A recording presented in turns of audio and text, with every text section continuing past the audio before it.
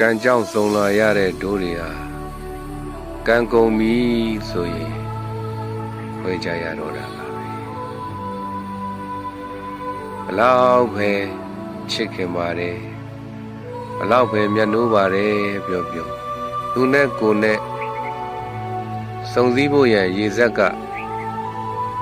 ကုန်ပြီဆိုရင်တနည်းမဟုတ်တနည်းနဲ့ခွဲကြရတော့တာပါပဲလေကြောင်ပဲစုံစည်းခဲ့တဲ့တိမ်တိုက်တွေဟာလေကြောင်ပဲကွဲကွာသွားကြရတာပါပဲကံကြောင်းတရားတွေတိုက်ဆိုင်ပြီးတော့စုံစည်းခဲ့ကြရတဲ့ဒိုးတွေဟာ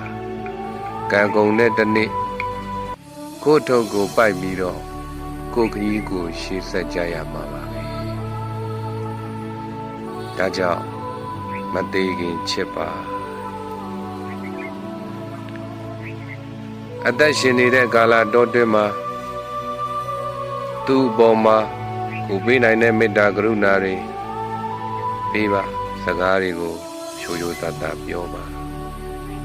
မသေးခင်မှာမေတ္တာတရားတွေများများထားပြီးတော့ချစ်ချစ်ခင်ခင်နဲ့မနာလိုဝန်တိုမှုတွေလျှော့ပြီးတော့တဦးရဲ့ဒုက္ခကိုတဦးကဖေးမှကူညီပြီးတော့လူသားဆန်ဆန်နေထိုင်ကြရမယ်။ဒါဆိုရင်တော့နောင်တလည်းကင်းတာပေါ့